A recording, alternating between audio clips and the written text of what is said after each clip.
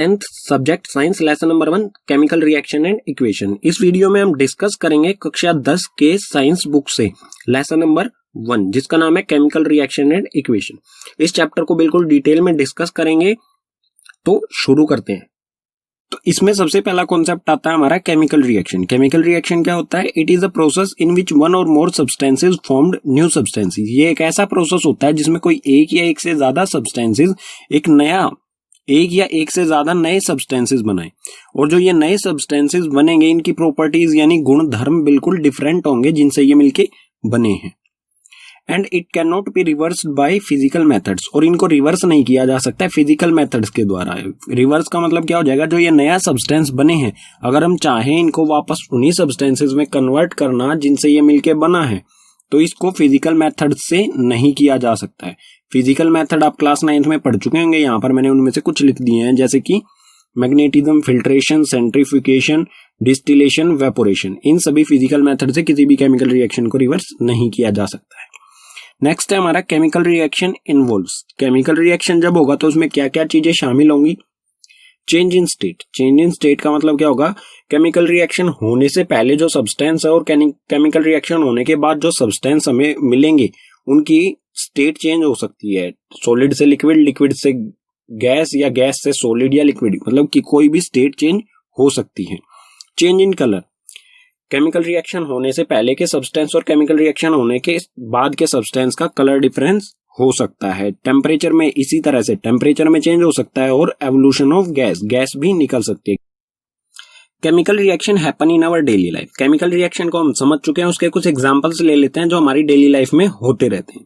तो फर्स्ट है digestion of food. जो भी हम खाना खाते हैं उसका पचना, वो भी क्या है? केमिकल रिएक्शन है। रेस्पिरेशन, रेस्पिरेशन यानी सांस लेना। हम ऑक्सीजन इनहेल करते हैं और कार्बन डाइऑक्साइड एक्सहेल करते हैं, तो ये भी क्या है? केमिकल रिएक्शन है। रस्टिंग ऑफ आयरन, लोहे पर जंग लगना। लोहे पर जंग लगना जो होता है ये एक स्लो केमिकल रिएक्शन है, ठीक है। फॉर्मेशन ऑफ कर्ड, दही का बनना भी एक केमिकल रिएक्शन है। ये जो भी है ये हमारी डेली लाइफ में होते रहते हैं। अगर इनके अलावा अगर हम बात करें, जैसा कि एक्टिविटी 1.1 में दिया गया है, मैग्नीशियम रिबन को हम एयर में बर्न करते हैं, वो भी एक केमिकल रिएक्शन है। एक्टिविटी 1.2 में जो दिया गया है, लेड नाइट्रेट में हम पोटेशियम आयोडाइड को ऐड करेंगे, ये भी एक केमिकल रिएक्शन है। और एक्टिविटी 1.3 में सल्फ्यूरिक एसिड या फिर हाइड्रोक्लोरिक एसिड में हम जिंक ग्रेन्यूल्स यानी जिंक की गोलियां डालेंगे, तो वो भी एक केमिकल रिएक्शन होगा, ठीक है। ये कुछ एग्जांपल्स हो गए हैं केमिकल रिएक्शन के। तो केमिकल रिएक्शन में दो इंपॉर्टेंट चीजें आती हैं, रिएक्टेंट्स और प्रोडक्ट्स। मतलब ये सिर्फ केमिकल रिएक्शन में ही नहीं, जब हम केमिकल इक्वेशन लिखेंगे तो भी हमें रिएक्टेंट्स और प्रोडक्ट्स की पहचान करनी होगी। तो रिएक्टेंट्स क्या होते हैं? Who take part in chemical reaction. Reactants वो होते हैं जो केमिकल रिएक्शन में हिस्सा लेते हैं, ठीक है, भागीदारी लेते हैं। And products the substance which are formed in a chemical reaction. Products वो होते हैं जो सब्सटेंस उस केमिकल रिएक्शन में जो नया सब्सटेंस बनता है उसे हम कहेंगे प्रोडक्ट्स, ठीक है। जो भी नए सब्सटेंस बनेंगे, जरूरी नहीं है कि एक बने, ज्यादा भी बन सकते हैं। एग्जाम्पल ले लेते हैं और अच्छी तरह से हमें ये समझ में आ जाएगा। तो एग्जाम्पल है एक्टिविटी 1.1 से लिया है हमने, जब when magnesium ribbon burned in air gives us magnesium oxide. जब मैग्नीशियम रिबन को एयर में बर्न किया जाता है, एयर यानी कि ऑक्सीजन, क्योंकि ऑक्सीजन ही गैस होती है जो बर्निंग के लिए रिस्पॉन्सिबल होती है, तो एयर की जगह हम कहेंगे ऑक्सीजन। तो मैग्नीशियम रिबन को ऑक्सीजन में जब बर्न किया जाता है तो वो हमें क्या प्रोवाइड करता है? नया सब्सटेंस मैग्नीशियम ऑक्साइड। तो यहाँ पर रिएक्टेंट्स क्या होंगे? रिएक्शन में पार्ट कौन कौन ले रहा है? यहाँ पर मैग्नीशियम रिबन है, ठीक है। तो मैग्नीशियम रिबन और ऑक्सीजन, तो ये दोनों जो होंगे ये होंगे रिएक्टेंट्स, ठीक है। और प्रोडक्ट्स क्या होंगे? प्रोडक्ट हमारा यहाँ पर सिर्फ एक ही आ रहा है, जरूरी नहीं है एक है, ज्यादा भी हो सकते हैं। मैग्नीशियम ऑक्साइड, नया सब्सटेंस बन रहा है मैग्नीशियम ऑक्साइड, तो ये हो जाएगा हमारा प्रोडक्ट, ठीक है। नेक्स्ट टॉपिक है हमारा केमिकल इक्वेशन। केमिकल इक्वेशन क्या होती है, इसे किस तरह से लिखा जाता है? A chemical reaction can be represented by chemical equation। कोई भी एक केमिकल रिएक्शन होता है उसको केमिकल इक्वेशन की सहायता से दर्शाया जा सकता है, शो किया जा सकता है। It involves uses of symbol of substance of reactant and products। इसमें सिंबल्स का यूज किया जाता है। जो भी सब्सटेंस रिएक्शन करते हैं, चाहे वो रिएक्टेंट्स में हो चाहे वो प्रोडक्ट्स में हो, उनके सिंबल्स का यूज किया जाता है।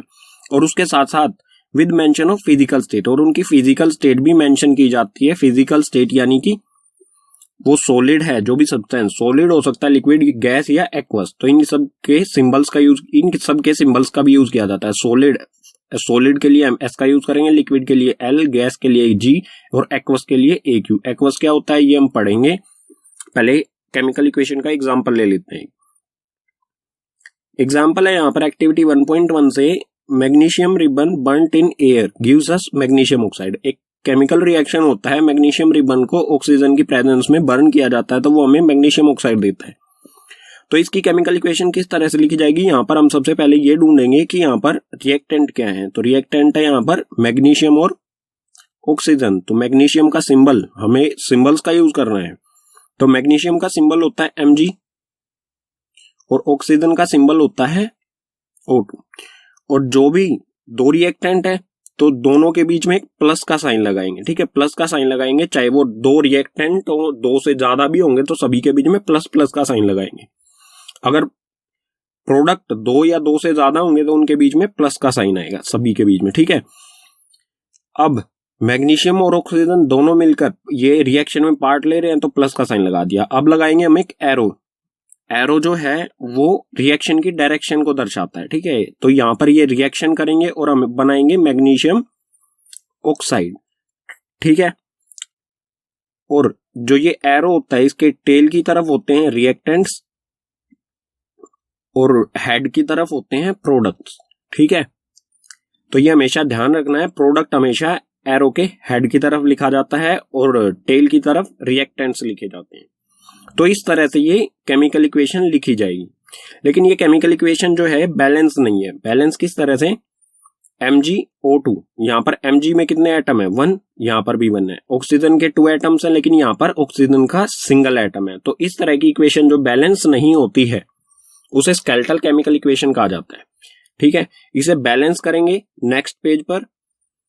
और अभी तो हमने इसकी फिजिकल स्टेट भी नहीं लिखी है, तो फिजिकल स्टेट लिखेंगे यहाँ पर Mg मैग्नीशियम क्या है, सॉलिड, S4 सॉलिड, प्लस में O2 क्या है, गैस, ठीक है, G4 गैस, और मैग्नीशियम MgO मैग्नीशियम ऑक्साइड, ये भी सॉलिड है, ठीक है। तो इस तरह से ये केमिकल इक्वेशन लिखी जाएगी।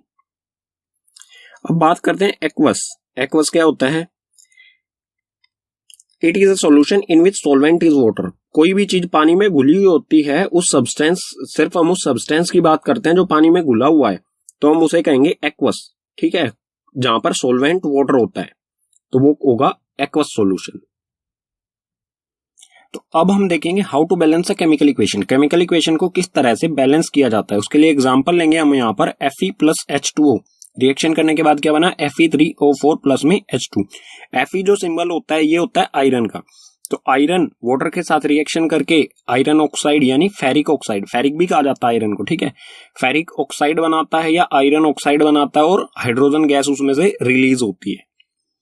तो इसको हम बैलेंस करके देखेंगे इसे किस तरह से, किसी भी केमिकल इक्वेशन को किस तरह से बैलेंस किया जाता है। इसका कोई स्पेसिफिक फॉर्मूला नहीं होता है, तो इसको हिट एंड ट्रायल से सोल्व करेंगे, बैलेंस करेंगे, ठीक है। तो Fe सबसे पहले हम क्या करेंगे, इसके लिए एक टेबल बनाएंगे। टेबल में क्या रखेंगे हम, एलिमेंट्स, रिएक्टेंट और प्रोडक्ट्स, ठीक है। एलिमेंट क्या है यहाँ पर, Fe ये रिएक्टेंट्स हैं और ये प्रोडक्ट्स हैं, ठीक है, ये रिएक्टेंट और ये प्रोडक्ट। तो हम यहाँ पर चेक करेंगे Fe के कितने एटम्स हैं रिएक्टेंट में और Fe के कितने एटम है प्रोडक्ट्स में। तो चेक कर लेते हैं। यहाँ पर Fe अकेला है, यहाँ पर कुछ नहीं लिखा हुआ है तो समझो Fe का यहाँ पर एक एटम है और यहाँ पर Fe के 3 एटम्स है, तो दोनों को लिख लेंगे। रिएक्टेंट में Fe का 1 एटम है और प्रोडक्ट में 3 एटम है। इसी तरह से हाइड्रोजन का चेक करेंगे। हाइड्रोजन के रिएक्टेंट में 2 है और प्रोडक्ट में भी 2 है, तो यहाँ पर 2 और यहाँ पर भी 2। अब ऑक्सीजन के चेक करेंगे। ऑक्सीजन का यहाँ पर रिएक्टेंट में 1 है और प्रोडक्ट में 4 है, तो रिएक्टेंट में 1, प्रोडक्ट में 4। केमिकल इक्वेशन को बैलेंस करने का मतलब क्या है कि जो रिएक्टेंट है और प्रोडक्ट है इन दोनों में इक्वल एटम्स होने चाहिए, ठीक है। इक्वल करना है हमें इन सबको, 1 को और 3, इन सब चीजों को हमें इक्वल करना है। तो वो किस तरह से कर सकते हैं, उसके लिए सबसे पहले हम क्या करेंगे, इसमें हम मल्टीप्लाई कर सकते हैं। तो उसके लिए सबसे पहले हम क्या करेंगे, जो भी ये एलिमेंट है या कंपाउंड है इनको ब्रैकेट में बंद करेंगे इस तरह से। ब्रैकेट में बंद करने का मतलब है कि ब्रैकेट के अंदर जो है हम उसमें कोई चेंज नहीं कर सकते हैं। जो भी हमें चेंज करना है, जो भी हमें कुछ नंबर लिखना है वो इसके आगे लिख सकते हैं, ठीक है। यहां पर लिख सकते हैं, यहां पर या यहां पर या यहां पर।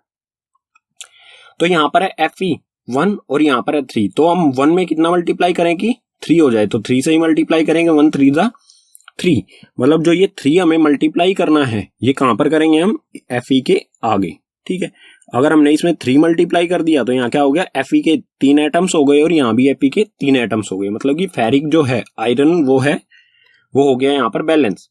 H2 देखेंगे, H2 के रिएक्टेंट में भी 2 है और प्रोडक्ट में भी 2 है, तो बैलेंस है ये पहले से ही। अब ऑक्सीजन देखते हैं, ऑक्सीजन का 1 है और 4 है, तो यहाँ हमें कितना मल्टीप्लाई करना पड़ेगा, 4, तो ये हो जाएगा 4। तो रिएक्टेंट में मल्टीप्लाई करना हमें, ठीक है। तो रिएक्टेंट में 4 है, तो यहाँ पर ऑक्सीजन है, तो ब्रैकेट के हम यहाँ पर तो चेंज कर नहीं सकते, तो हमें यहाँ पर करना पड़ेगा। और यहाँ पर अगर हमने मल्टीप्लाई किया तो ये H2 में भी मल्टीप्लाई होगा और ऑक्सीजन में, तो 4 ऑक्सीजन क्या हो गया 4, लेकिन ये हाइड्रोजन में भी मल्टीप्लाई हुआ है, तो हाइड्रोजन में भी 4 से मल्टीप्लाई करेंगे और ये हो गया 8। मतलब जब हमने ऑक्सीजन को बैलेंस किया तो हमारा हाइड्रोजन अनबैलेंस हो गया। अगर इसको हाइड्रोजन को भी बैलेंस करना है तो हम यहाँ तो कोई चेंज कर नहीं सकते, हम जाएंगे प्रोडक्ट की तरफ। प्रोडक्ट में H2 है, अगर हम यहाँ पर 4 से मल्टीप्लाई कर दें, इसको 4 से मल्टीप्लाई कर दे तो ये हो जाएगा 8। तो यहां पर हमने लिख दिया है 4 4 टू द 8, ये हो गई बैलेंस इक्वेशन। अब इसको इसकी फिजिकल स्टेट के साथ इसे दोबारा लिखेंगे, ठीक है। फिजिकल स्टेट मैंने पीछे वाले पेज पर समझा ही दिया था, जैसे कि solid, S for solid, L for liquid, G for gas और AQ मींस एक्वस। इसे दोबारा से लिखते हैं, ये हो जाएगा 3Fe जो कि होता है एक सॉलिड, प्लस में 4H2O ये होता है लिक्विड, रिएक्शन हुआ उसके बाद Fe3O4 ये भी होता है सॉलिड, प्लस में 4H2 हाइड्रोजन होती है गैस, ठीक है। ये हो गया हमारी प्रॉपर बैलेंस केमिकल इक्वेशन, ठीक है, जिसमें सभी की फिजिकल स्टेट मेंशन होगी और सभी एटम्स दोनों साइड में, लेफ्ट हैंड साइड यानी कि रिएक्टेंट्स में और प्रोडक्ट्स में बिल्कुल इक्वल होंगे, ठीक है। ये तो थोड़ी सी हमारी होगी कॉम्प्लेक्स, थोड़ी बड़ी कैलकुलेशन, जिसके लिए हमें टेबल बनाना पड़ा। एक छोटा सा और एग्जांपल ले लेते हैं एक्टिविटी 1.1 से। मैग्नीशियम Mg प्लस O2 ये बनाता है मैग्नीशियम ऑक्साइड MgO। हम पीछे वाले पेज पर ये इक्वेशन लिख चुके थे, लेकिन ये बैलेंस नहीं थी हमारी पीछे वाले पेज पर, तो इसे बैलेंस किस तरह से करेंगे। O2 यहां पर है, मतलब मैग्नीशियम तो यहां पर बैलेंस है, दोनों तरफ 1 1 है।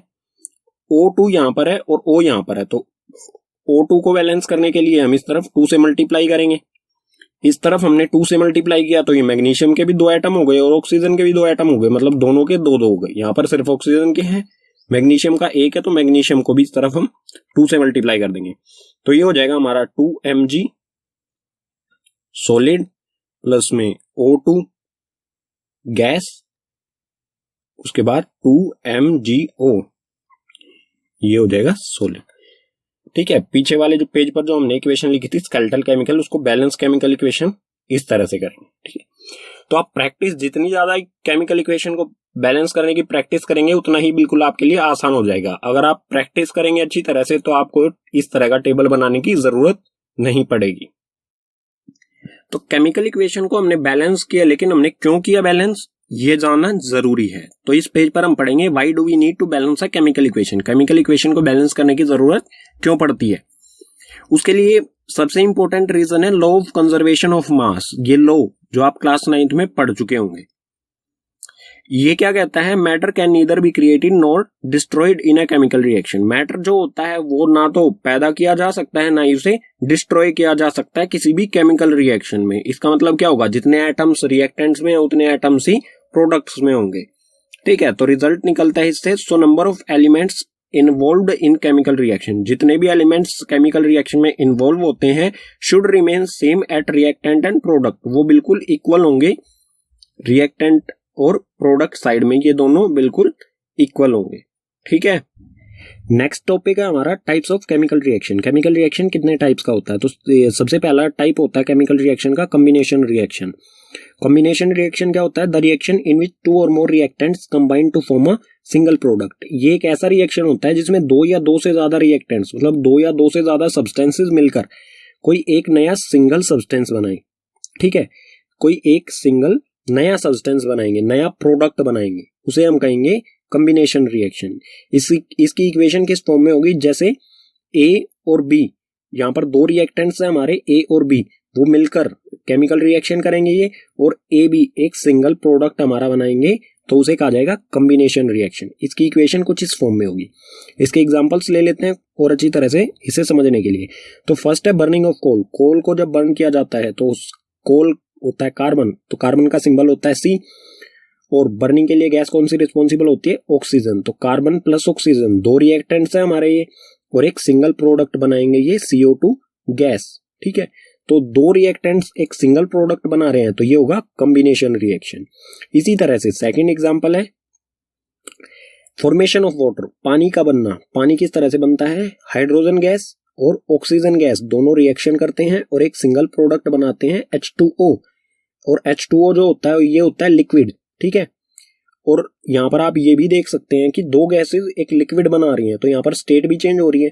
तो फॉर्मेशन यहाँ पर भी दो रिएक्टेंट्स हैं और एक सिंगल प्रोडक्ट बना रहे हैं वाटर, तो ये भी क्या होगा, एक कॉम्बिनेशन रिएक्शन। ठीक है, तो केमिकल रिएक्शन का सेकंड टाइप है डीकंपोजिशन रिएक्शन। डीकंपोजिशन रिएक्शन क्या होता है, in this reaction a compound splits into 2 or more substances is called decomposition reaction. इस रिएक्शन में कोई एक सिंगल कंपाउंड या सिंगल रिएक्टेंट स्प्लिट हो जाता है, बट जाता है दो या दो से ज्यादा सब्सटेंसेस में, या कह सकते हैं प्रोडक्ट्स में। जब कोई सिंगल रिएक्टेंट दो अलग अलग प्रोडक्ट्स में डिवाइड हो जाता है तो उसे कहेंगे हम डीकंपोजिशन रिएक्शन। जैसे हमारा एक सब्सटेंस है ए, केमिकल रिएक्शन होता है और ये दो अलग अलग सब्सटेंस बी और सी में बट जाता है, डिवाइड हो जाता है, तो इसे कहा जाएगा डीकंपोजिशन रिएक्शन। और डीकंपोजिशन रिएक्शन कितने टाइप्स का होता है, 3 टाइप्स का। सबसे पहले है थर्मल डीकंपोजिशन रिएक्शन, सेकंड है इलेक्ट्रोलाइटिक डीकंपोजिशन रिएक्शन, और थर्ड है फोटोलाइसिस डीकंपोजिशन रिएक्शन। इनके बारे में डिटेल में पढ़ते हैं नेक्स्ट पेज पर विद एग्जांपल्स। तो डीकंपोजिशन रिएक्शन का फर्स्ट टाइप है हमारे सामने थर्मल डीकंपोजिशन। थर्मल डीकंपोजिशन क्या होता है, when decomposition is carried out by heating. ऐसा डीकंपोजिशन जो हीट के द्वारा कैरी किया जाता है, मतलब हीट के द्वारा उसे हम अलग अलग करते हैं। तो इसका एग्जांपल ले लेते हैं और अच्छी तरह से समझ में आ जाएगा। Calcium carbonate. कैल्शियम कार्बोनेट एक सिंगल रिएक्टेंट है। ठीक है, इसको जब हम हीट करेंगे, डीकंपोजिशन जो हीट के द्वारा किया जाए, तो कैल्शियम कार्बोनेट को जब हीट किया जाएगा तो ये दो अलग अलग प्रोडक्ट्स में डिवाइड हो जाएगा। फर्स्ट होगा कैल्शियम ऑक्साइड और सेकंड होगा CO2 कार्बन डाइऑक्साइड। दो अलग अलग प्रोडक्ट्स में डिवाइड हो जाए तो उसे कहा जाएगा थर्मल डीकंपोजिशन। ठीक है, जो हीट के द्वारा किया जाए। सेकंड है हमारे सामने electrolytic decomposition. Electro means electricity, तो इसी वर्ड से आप समझ सकते हैं when decomposition is carried out by passing electricity. जब ये डीकंपोजिशन किस तरह से होता है, इलेक्ट्रिसिटी पास करने से। ठीक है, जैसा कि एग्जांपल ले लेते हैं H2O it means water. Water में से जब हम इलेक्ट्रिक करंट पास करेंगे तो उसमें से दो गैसेस निकलती हैं, हाइड्रोजन गैस और ऑक्सीजन गैस। मतलब वाटर जो होता है वो किस में कन्वर्ट हो जाता है, हाइड्रोजन और ऑक्सीजन, दो अलग अलग प्रोडक्ट्स में कन्वर्ट हो जाता है। तो एक सिंगल प्रोडक्ट जब इलेक्ट्रिक करंट से दो अलग अलग प्रोडक्ट्स में कन्वर्ट हो जाता है तो उसे कहा जाता है इलेक्ट्रोलाइटिक डीकंपोजिशन रिएक्शन। ठीक है, डीकंपोजिशन रिएक्शन का थर्ड टाइप है फोटोलाइसिस डीकंपोजिशन। फोटोलाइसिस डीकंपोजिशन क्या होता है, when decomposition is carried out in presence of sunlight. ऐसा डीकंपोजिशन जो कि सनलाइट की वजह से होता है उसे कहा जाता है फोटोलाइसिस डीकंपोजिशन। ठीक है, इसका एग्जांपल ले लेते हैं यहाँ पर सिल्वर क्लोराइड। Ag सिल्वर का सिंबल होता है, तो सिल्वर क्लोराइड को जब हम सनलाइट में रखेंगे तो वो क्या हो जाएगा, किस में कन्वर्ट हो जाएगा, सिल्वर और क्लोरीन दोनों अलग अलग हो जाएंगे। तो यहाँ पर क्या हो रहा है, एक सिंगल कंपाउंड को हम जब सनलाइट में रखेंगे तो वो दो अलग अलग एलिमेंट्स में डिवाइड हो जाता है, तो उसे कहा जाता है फोटोलाइसिस डीकंपोजिशन, जो सनलाइट की वजह से होता है। ठीक है, इसका यूज कहां पर किया जाता है, तो ये रिएक्शन किया है हमने, इसका यूज कहां पर किया जाता है, above reaction is used in black and white photography. जो सिल्वर क्लोराइड को सनलाइट में पुट करके सिल्वर और क्लोरीन में डिवाइड किया जाता है, इसका use black and white photography में यूज होता है। ठीक है, ये इंपॉर्टेंट है, ये कई बार एग्जाम में पूछा जा चुका है। केमिकल रिएक्शन का थर्ड टाइप है डिस्प्लेसमेंट रिएक्शन। ये क्या होता है? The reaction in which more reactive element displaces less reactive element from its solution. इसमें कोई ज्यादा रिएक्टिव एलिमेंट कम रिएक्टिव एलिमेंट को डिस्प्लेस कर देता है, हटा देता है उसी के सॉल्यूशन में से। लेस रिएक्टिव एलिमेंट के सॉल्यूशन में से लेस रिएक्टिव एलिमेंट को ही हटा देता है, उसे कहा जाता है डिस्प्लेसमेंट रिएक्शन। एग्जांपल ले लेते हैं इसका यहाँ पर Fe, it means iron, iron plus CuSO4 copper sulphate. Reaction होने के बाद क्या बन जाएगा? ये आयरन सल्फेट प्लस में Cu। तो इस रिएक्शन में क्या हुआ? कॉपर सल्फेट का सॉल्यूशन है, इसमें एलिमेंट है कॉपर और कॉपर सल्फेट का सॉल्यूशन है आयरन। जब इसमें डाला जाएगा, आयरन को इसके साथ रिएक्शन कराया जाएगा, तो ये क्या करेगा? कॉपर को ही अलग कर देगा, ठीक है, क्योंकि आयरन जो है वो ज्यादा रिएक्टिव होता है कॉपर से, तो ये आयरन है कॉपर को अलग कर देगा इसी के सॉल्यूशन में से। तो यहाँ पर क्या हो जाएगा? FeSO4, मतलब यहाँ पर जो Cu था उसको इसने अलग कर दिया, Fe ने अलग कर दिया इसी के सॉल्यूशन में से, तो FeSO4 बना और Cu बिल्कुल अलग हो जाएगा, ठीक है। तो इस तरह के रिएक्शन को कहा जाएगा डिस्प्लेसमेंट रिएक्शन, जब कोई high reactive element less reactive element को डिस्प्लेस कर देता है उसी के सॉल्यूशन में से। इसको और अच्छी तरह से एक्सप्लेन कर देता हूं क्योंकि यह अक्सर एग्जाम में आपसे पूछा जाता है।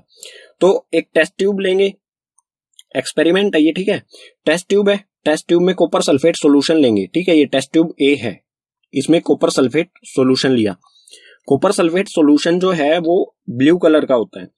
जब इसमें एक आयरन नेल, ये एक आयरन नेल है, आयरन नेल को जब हम इसमें टेस्ट ट्यूब A में डालेंगे तो ये इसका कलर ग्रीनिश हो जाएगा, ठीक है। जब इसमें डालेंगे तो इसका कलर इस तरह का चेंज हो जाएगा, जो कि सेकंड टेस्ट ट्यूब आपको दिख रही है, इस तरह का ये कलर हो जाएगा।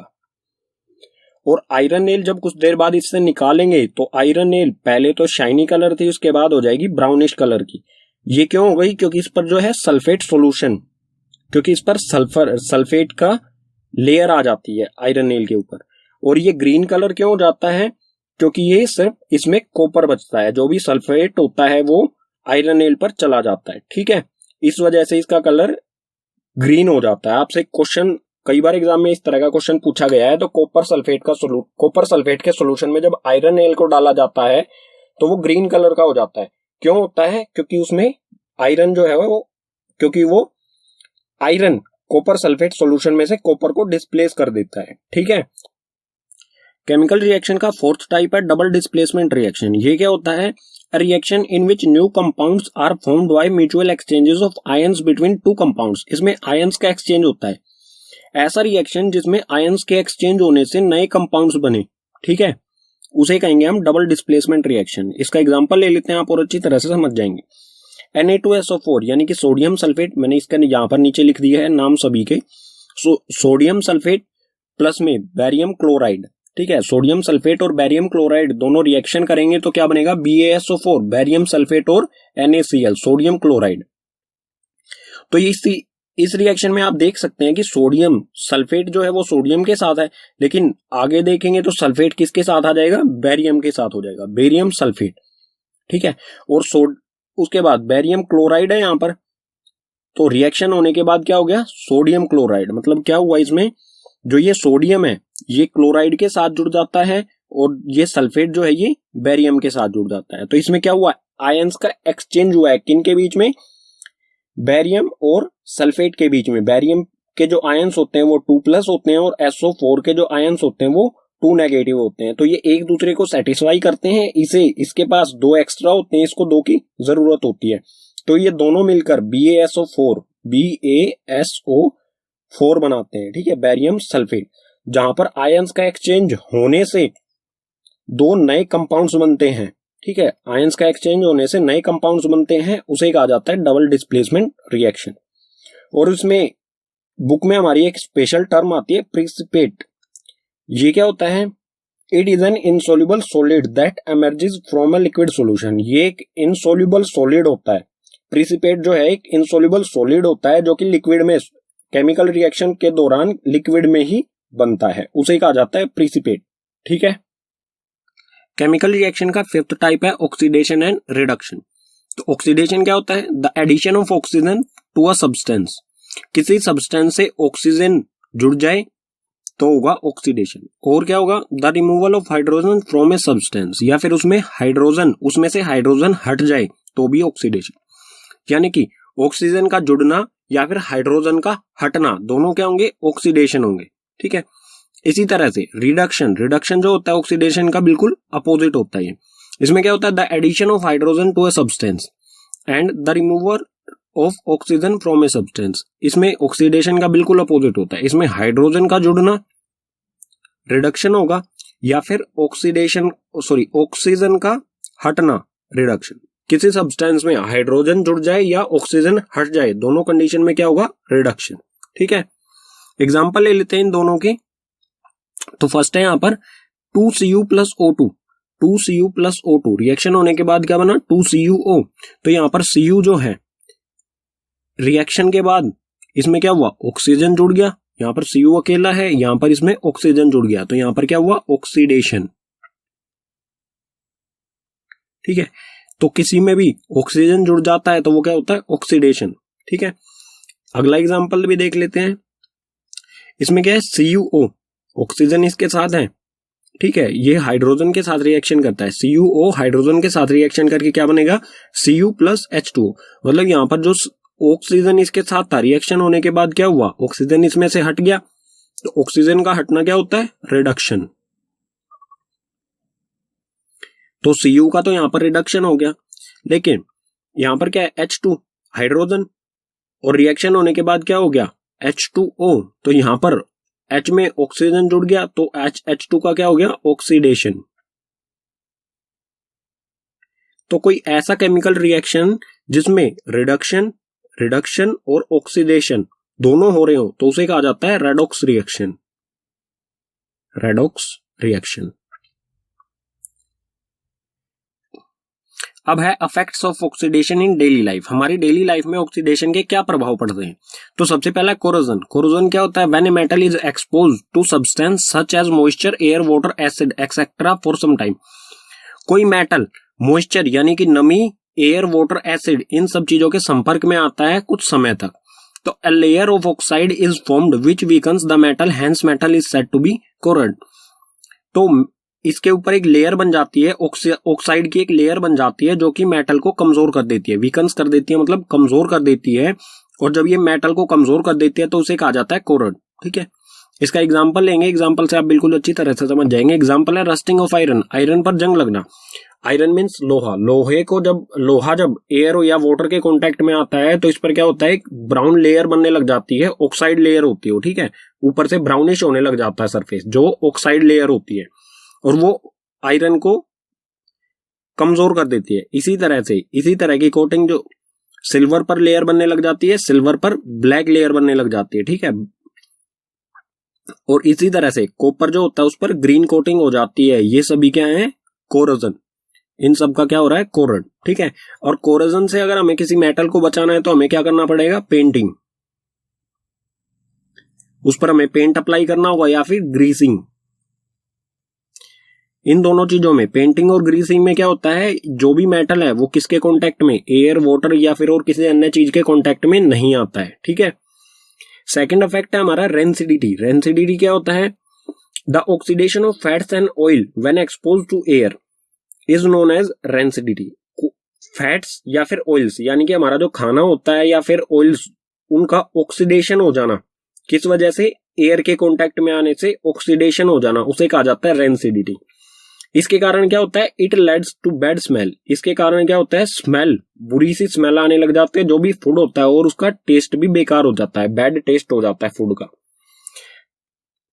ठीक है, तो इससे बचने, रेंसिडिटी जो है, इससे बचने के लिए क्या किया जाता है, फूड पैकेट्स, जो फूड पैकेट्स आते हैं, या फिर जैसे आप चिप्स पैकेट का एग्जांपल ले सकते हैं। चिप्स पैकेट होते हैं, अगर उसमें गैस डाली जाती है नाइट्रोजन, मतलब जो चिप्स पैकेट्स होते हैं उसमें से ऑक्सीजन गैस को निकाल के नाइट्रोजन गैस उसमें डाल दी जाती है, और जो नाइट्रोजन गैस होती है ये रेंसिडिटी से बचाती है। अगर नाइट्रोजन गैस नहीं डालेंगे तो जो चिप्स वगैरह होंगे वो बिल्कुल गल जाएंगे, अंदर खराब हो जाएंगे। उसको पैकेट को आप खोलोगे तो उसमें से बहुत बुरी सी स्मेल आएगी और टेस्ट भी उसका खराब हो जाएगा, वो बिल्कुल बेकार हो जाएंगे, खाने लायक नहीं रहेंगे।